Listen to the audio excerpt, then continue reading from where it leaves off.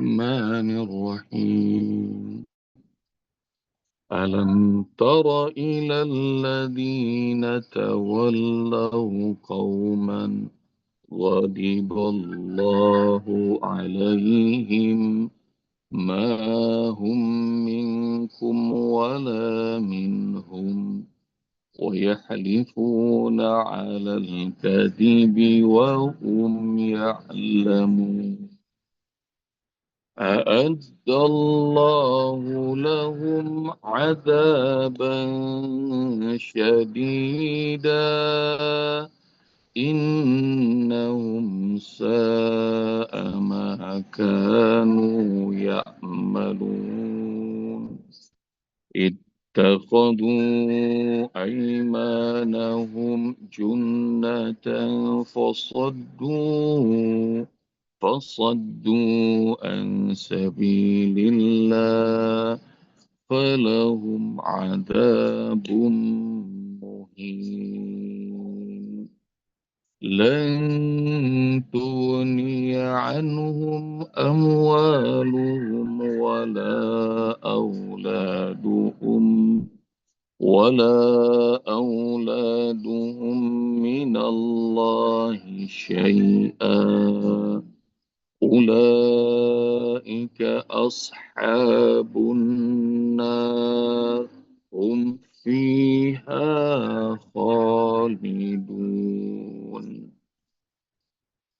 لن تغني عنهم amwaluhum wala auladuhum tidak berguna bermanfaat harta mereka anak keturunan mereka minallahi syai'a untuk menolak azab Allah Subhanahu wa taala sedikit pun.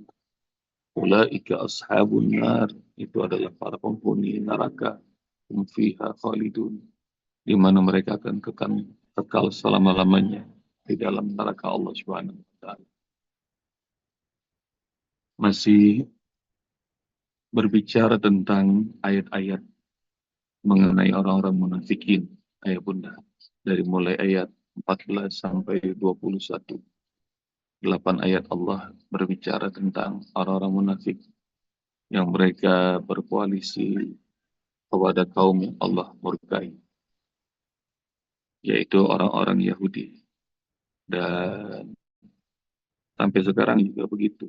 Ada yang mengaku tokoh Islam tapi bergabung sama orang-orang Yahudi. Bahkan ada yang mengaku negara Islam. Benderanya pakai kalimat la ilaha illallah Muhammadur Rasulullah. Tapi sama Yahudi malah ngedukung, rela membantai saudara-saudara sendiri. Ini bukan golongan dari mereka, juga bukan dari golongan kalian orang-orang munafik ini.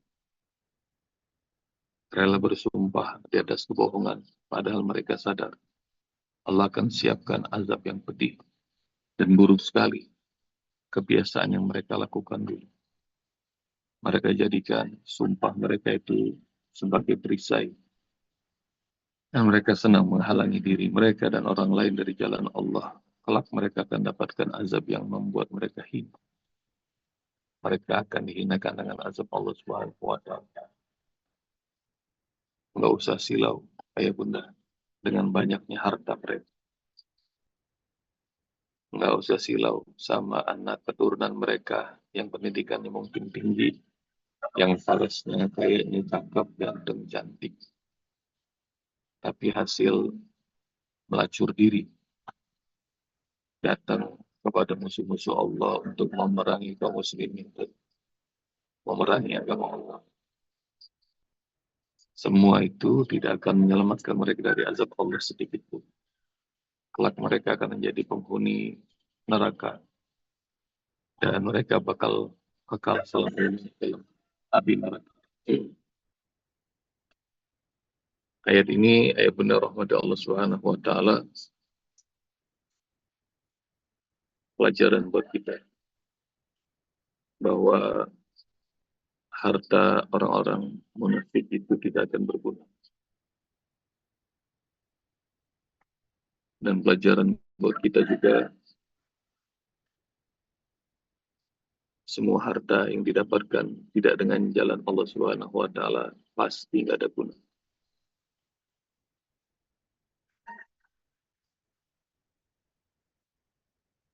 Harta yang gulul, harta dari berkhianat, korupsi, nipu, ngebohongin orang, pasti habis.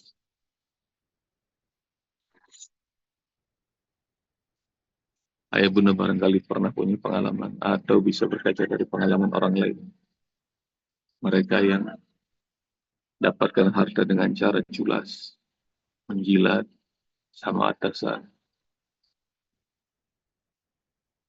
Harta bukan harta miliknya. Didapatkan dengan cara-cara yang bukan jalan Allah. Pasti nggak guna. Meskipun sebanyak apapun harta mereka. Yang membuat kita kaget-kaget melihat ada orang duitnya banyak, pasti nggak guna. Tentunya anhum amwaluhum.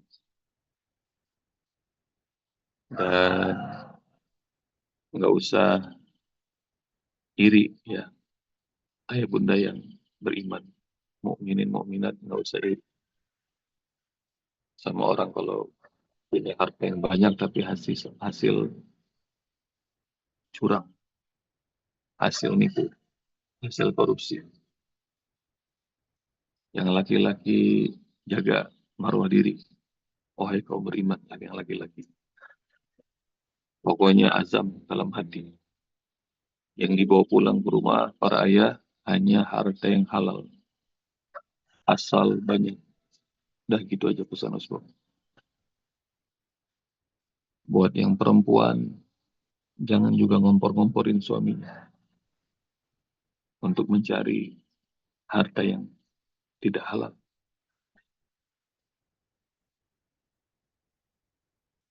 Udah tahu suaminya jujur, suaminya amanah, dikomplain terus. Nggak boleh itu. Perempuan beriman. Pokoknya kalau dikasih harta yang halal sama suami, apalagi banyak, nah bersyukur. Harus bersyukur. Jangan komplain. Dan harta yang dibawa oleh suami pulang ke rumah, dimakan, terus jadi darah, terus jadi daging, terus jadi semua anggota tubuh. Itu kalau yang halal akan menambah nikmat ibadah. Semakin dekat sama Allah Subhanahu wa taala. Tapi kalau ada yang subhat aja, apalagi haram, maka itu kelak akan jadi bara api neraka. Nanti cari hadisnya dari Rasulullah SAW. Kululah min nabata min haram. Dalam hadis lain, kululah min nabata min suh. Setiap daging yang tumbuh dari nafkah yang haram, benar aulabihi, neraka tempatnya. Neraka tempat. Sebab itu, ayah bunda yang rahmati Allah Subhanahu wa taala harus tahu bahwa makanan yang kita konsumsi ini halal.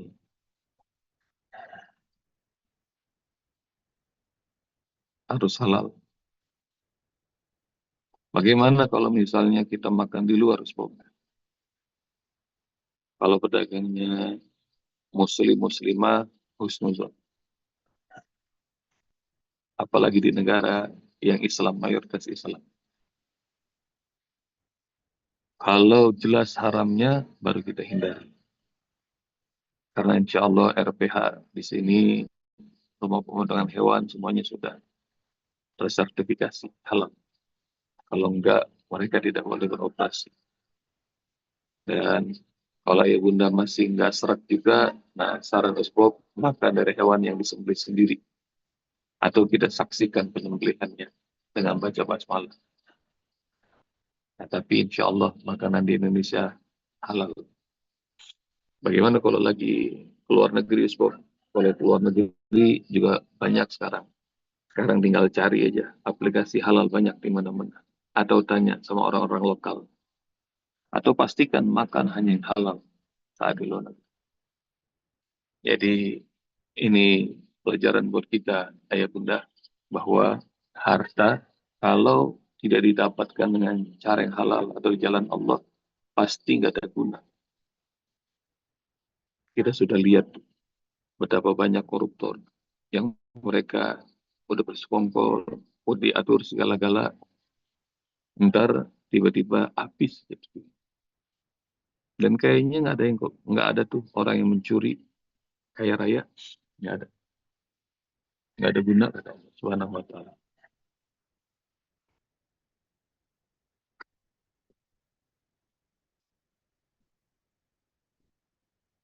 Wala auladuhum minallahi syai'an. Nggak ada juga guna anak keturunan mereka, meskipun kelihatannya pintar, meskipun kelihatannya sehat-sehat, meskipun kelihatannya cakep, cantik, udah dididik di rumahnya dengan bermuka dua, kasih makan makanan yang enggak halal.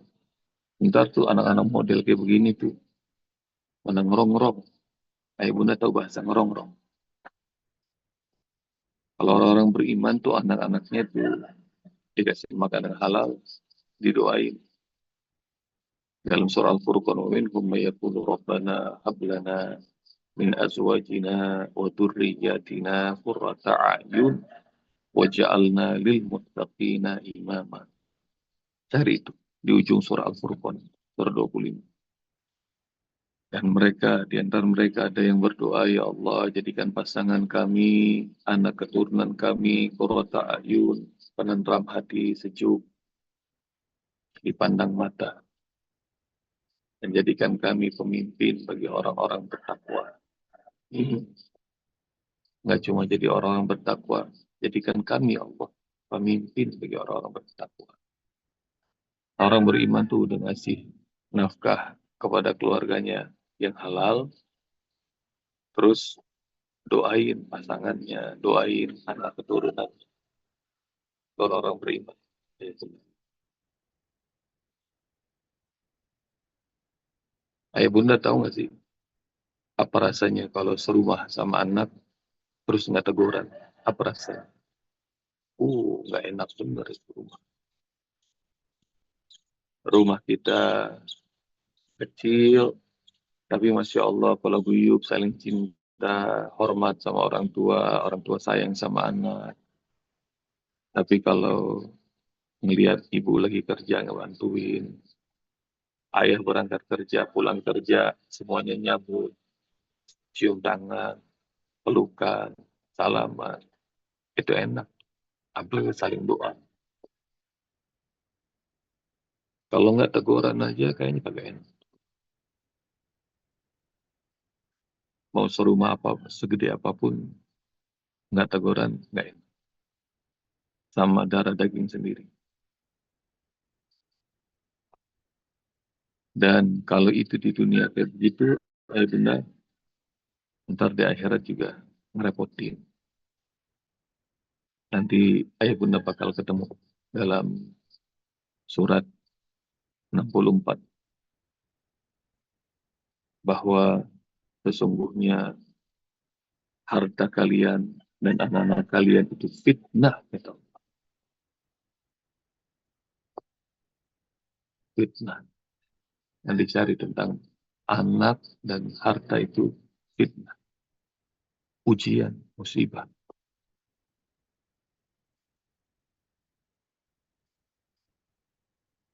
Karenanya ya bunda, belajar. Jangan lagi kalau sudah terlanjur melakukan bertobat sama Allah Subhanahu wa Ta'ala. Jangan lagi melacurkan diri untuk kepentingan duniawi yang juga nggak penting-penting banget. Harus mencari nafkah yang subhat, apalagi haram. Terus dikasih kepada anak-anak. Itu yang mungkin membuat ibadah jadi susah, sholat juga males, belajar Al-Quran juga payah, nggak bisa-bisa. Dan itu jenis azab Allah di dunia, apalagi nanti di akhirat. Na'udzubillah. Wala auladuhum minallahi syai'an. Nggak, harta mereka, anak-anak mereka nggak bakal bisa nolak azab Allah sedikit pun. Maka kita selalu berdoa sama Allah. Doa yang diajarkan sama Rasulullah kemarin di surat dalam kitab Al-Azkar, kita pernah dapat doanya Rasul kalau di pagi hari. Allahumma inni as'aluka ilman nafi'an wa amalan mutaqabbalan wa rizqan tayyiban. Allahumma inni as'aluka ilman nafi'an. Ya Allah, aku memohon padamu ilmu yang bermanfaat. Wa amalan mutaqabbalan. Aku memohon padamu ya Allah, amal ibadah yang kau terima. Wa rizqan tayyiban. Rezeki yang tayyib, yang baik ya Allah. Rezeki yang baik itu yang halal. Rezeki yang baik itu yang lapang. Rezeki yang baik itu yang berkah. Diajarin sama Allah Subhanahu wa taala. Diajarin sama Rasul. Doa setiap pagi. Allahumma inni as'aluka ilman nafi'an wa amalan mutaqabbalan wa rizqan thayyiban. Doa untuk pasangan dan anak tadi itu diajarin sama Allah langsung. Rabbana hab lana min azwajina wa dhurriyyatina qurrata a'yun waj'alna lil muttaqina imama.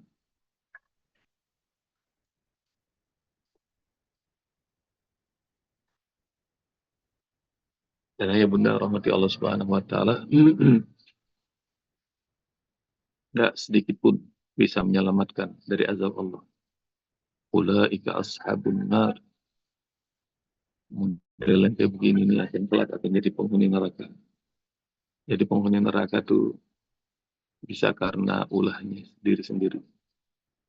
Melacurkan diri menjadi orang-orang yang Yahudi, Nasrani. Yahudi dan Nasrani itu ada yang dapat rahmat Allah, ya bunda. Tapi banyak juga di antara mereka yang Yahudi Nasrani itu mendapatkan murka Allah. Yahudi dan Nasrani di zamannya yang lurus, yang taat sama Allah, Allah rahmat. Tapi mereka yang sudah ada penyimpangan dalam agamanya terus masih mereka berpegang. Kebenaran sudah Allah hadirkan yang baru mereka tidak mau terima. Nah itu yang mendapatkan azab Allah. Dan demikian juga yang orang-orang yang satu mereka tidak mau menerima kebenaran dari Allah. Mereka melacurkan diri karena kepentingan, karena jabatan, nggak apa-apa. Di posisi yang salah, nggak apa-apa. Yang penting mereka cuan. Maka ini masuk neraka karena Allah sendiri. Ada juga yang masuk neraka, ayah bunda rahmati Allah Subhanahu wa taala karena hartanya. Ada yang masuk neraka menjadi penghuni neraka karena anak keturunan.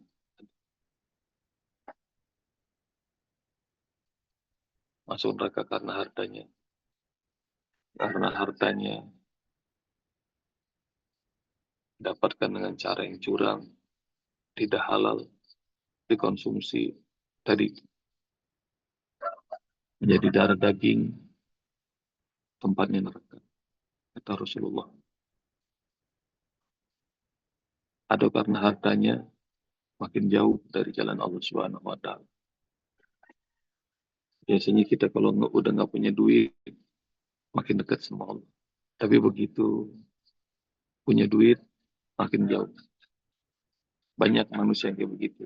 Kecuali sedikit yang Allah rahmati. Kalau punya duit lagi banyak duit, sedikit yang berpikir, dipakai untuk umroh, dipakai untuk haji ya. dipakai untuk zakat, dipakai untuk infak, sedekah. Banyak kan kalau punya duit mikirnya yang aneh-aneh. Dulu kisah seorang sahabat yang datang sholat belakangan, pulang duluan. Bunda barangkali tahu kisahnya. Nggak cuma sekali, hampir setiap sholat datangnya belakangan, pulang duluan. Itu mau pulang dalam satu kesempatan. Rasul bilang, sebentar, sebentar. Mau kemana? Kok buru-buru? Ya Rasul, aku hanya punya satu baju. Kalau aku sedang datang ke sini, istriku tidak berpakaian. Kebayang nggak ya Bunda? Ini orang susahnya kayak gimana? Bajunya satu berdua, bukan makan sepiring berdua. Baju, baju. Dan Rasulullah SAW kemudian mendapatkan ujaran itu, Rasulullah cuma diem aja. Tapi orang itu mendapatkan kesempatan, doain dong. Ya Rasul supaya saya kaya. Dan Rasulullah males tuh ngedoain kaya. Rasul lebih senang melihat orang ini begini, sungguh-sungguh datang ibadah. Tapi karena dia berkeras minta doa sama Rasulullah, didoain sama Rasul. Enggak cuma didoain, dikasih kambing sama Rasul sepasang. Alhamdulillah, dia sungguh-sungguh bekerja, kambing itu beranak. Kambing itu makin banyak. Kalau kambing tuh ya Bunda, orang Arab mah ngaritnya susah. Nggak kayak orang Cianjur, gampang ngarit. Terus diapain tuh? Terus bawa jadi gembala, dicari tempat yang jauh. Karena sudah mulai ada beberapa kambing, masih bisa deket. Tapi rupanya kambingnya makin banyak, makin banyak, makin banyak. Susah tuh, nggak bisa lagi. Sholat zuhur nggak bisa lagi jamaah sama Rasul. Sholat asar nggak bisa lagi. Berangkat pagi, nanti sore baru bisa pulang. Tadinya maghrib masih bisa kelihatan. Maghrib Isya masih ada di masjid. Subuh masih ada. Makin banyak, makin banyak, makin banyak. Berangkat dan sepagi mungkin. Pulang udah sore. Jadi sholat subuh, zuhur, asar, maghrib, Isya udah nggak kelihatan. Dan celaka. Celaka ya benar.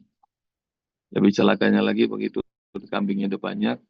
Rasulullah kirim utusan untuk mengingatkan, menunaikan zakat. Nggak mau zakat. Kisahnya pasti seperti Korun. Yang dicari ya. Bunda. Kisah sahabat Rasulullah ini. Yang Rasulullah aja males doain. Dia kaya. Dan ayah bunda, ketahuilah. Mungkin juga kita kalau dikasih harta yang banyak, mungkin juga kayak gitu. Karenanya apa yang Allah kasih hari ini buat kita, itu yang terbaik. Ayah bunda harus yakin. Jadi mungkin Allah rahmati kita hingga akhirnya Alhamdulillah masih bisa kajian setiap pagi. Banyak orang yang subuh juga belum udah berangkat. Dan masuk neraka tuh ya bunda terus bawa pulang. Bisa jadi karena melacurkan diri. Gak mau berada di jalan kebenaran Allah Subhanahu wa Ta'ala. Masuk neraka bisa jadi karena harta. Ya. Dan yang ketiga, masuk neraka bisa jadi karena anak, keturunan.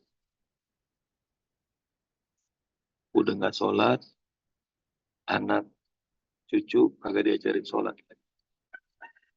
Udah nggak bisa baca Al-Quran, anak cucu dibiarin nggak bisa baca Al-Quran.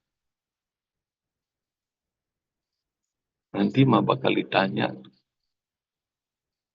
anak kita nih nggak kenal Allah, ntar ditanya, kenapa saya nggak diajarin? Ya bunda, kalau anaknya nakal, kita dipanggil sama sekolah, dipanggil kepala sekolah, dipanggil sama guru BP, itu aja malu. Punya pengalaman gitu nggak? Dipanggil karena anak kita nakal.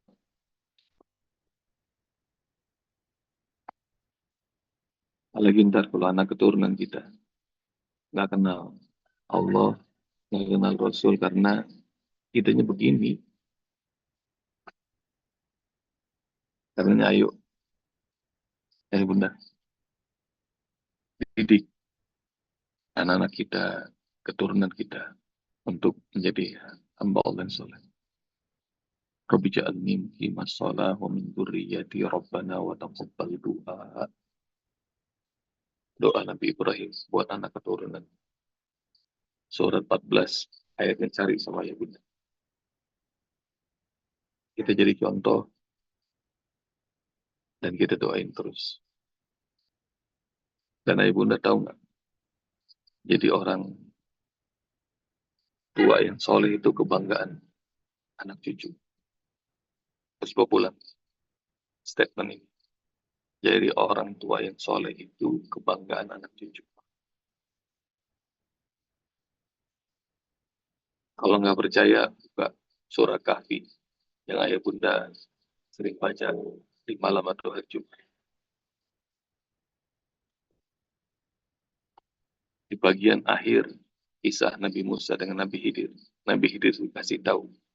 Wa amal jidaru fakana li ghulamaini yatimaini fil Madinah wa kana tahtahu kanzul lahuma wa kana abuhuma salihah. Itu bagian akhir dari kisahnya Nabi Khidir dan Nabi Musa. Nabi Khidir ngasih tahu tentang kenapa dia membangun kembali tembok yang hampir runtuh. Itu milik anak yatim, 2 anak yatim di kota itu. Dan di bawahnya tembok itu ada harta karun yang pernah disimpan oleh kedua orang tua mereka.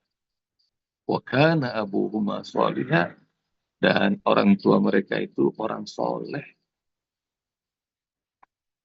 Anak yatim ini masih kecil, belum tahu kalau misalnya itu roboh, itu tembok, orang-orang lihat ntar diambil, maka dibangun lagi sama Nabi Khidir.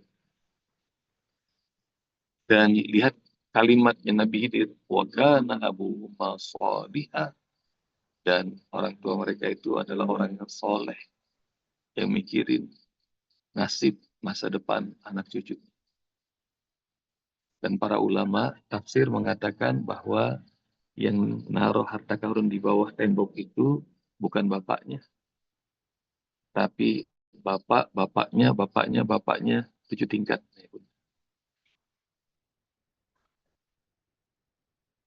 Dan bantu Usbop. Bapak, di atasnya bapak apa? Kakek, di atas kakek apa? Buyut, di atasnya buyut apa? Ada yang tahu nggak istilahnya? Canggah, buka mic-nya, bantuin Usbop. Di atas canggah apa nih? Yang kelima apa? Ada yang bisa nggak? Udel-udel. Udel-udel. Apa tuh udel-udel? Tur. Udah nggak bisa nyebutnya tuh. Bapak, ulang. Kakek, terus apa? Buyut, Tangga. tangga, nomor 5 apa? Mareng. Kudek-kudek Mareng. Areng. Areng, Wareng, jangka 6 wareng. apa? Kudet-kudet. Budak-budak. Iya. Budak lagi. Bener. Habis itu Jadi kantor Sibul. 5, 6, 7, Usbop aja udah nggak bisa nyebut. siwur kantor siwur. Istilahnya nggak bisa. Apalagi nyebut namanya. Siapa di antara kita yang bisa nyebut nama Cangga? Di atasnya Buyut, masing-masing masih ingat nggak nama Cangga? Nggak bisa. Siapa yang Paling- ingat level 5 di atas? Siapa yang ingat? Nggak ada yang bisa. Tuh ada istilah, udah ada bunda yang nulisin tuh. Jadi, Usbop kasih tahu ya. Jadi orang tua yang soleh itu kebanggaan anak cucu keturunan. Jadi orang tua yang soleh itu kebanggaan mereka. Jadi, ayo ya bunda, kita harus jadi orang tua yang soleh.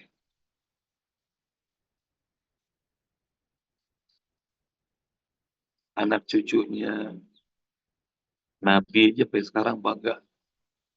Mereka punya leluhur Nabi. Anak keturunan proklamator bangga. Nah karena itu, ini pelajaran buat kita. Daripada ntar kita dituntut sama anak keturunan kita, nih, benerin diri kita. Jadi orang tua yang soleh. Jadi orang tua yang soleh. Dan kalau tadi Usbo bilang, para ahli tafsir mengatakan bahwa ini naruh harta karun itu bukan bapaknya mereka. 7 level.